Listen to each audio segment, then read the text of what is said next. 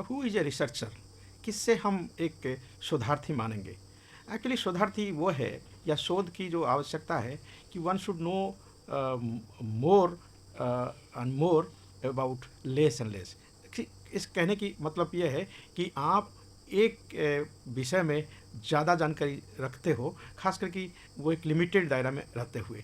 कुल मिलाकर रिसर्चर का एक अपना एक एप्टीट्यूड है, एक स्किल है, और उसको सामाजिक तथ्यों का, सामाजिक प्रघटनाओं का, आर्थिक प्रघटनाओं का, राजनीतिक प्रघटनाओं को समझने का अपना एक विधा है। और उस विधा को वो विकसित करने के लिए उसके साथ उसमें एक एक प्रकार की स्किल, या जिसको हम कह सकते हैं कुशलता, सीखने की आवश्यकता है। तो जो व्यक्ति के पास इस प्रकार की कुशलता है, तो उस कुशलता के आलोक में ही शोधार्थी अपने आप को विकसित कर सकता है, और ज़्यादा से ज़्यादा जानकारी कम से कम क्षेत्र में, मतलब एक लिमिटेड एरिया ऑफ स्टडीज़ में फोकस करके गहराई से उन तथ्यों का अध्ययन और विश्लेषण प्रस्तुत कर सकता है। इस प्रकार की शोध की विशेषताओं को अगर विकसित आप करें, आप सही मायने में एक शोधार्थी, एक सोशल साइंटिस्ट या एक रिसर्चर बन सकते हैं। जरूरी नहीं है कि सोशल साइंटिस्ट हो, परंतु एक शोधार्थी आप बन सकते हैं। ये शोधार्थी बनने के लिए आपके पास वो स्किल होनी चाहिए, आपके पास वो हुनर होनी चाहिए। और सी राइट मिल्स की बात करें, आपके पास वो पैनी दृष्टि होनी चाहिए।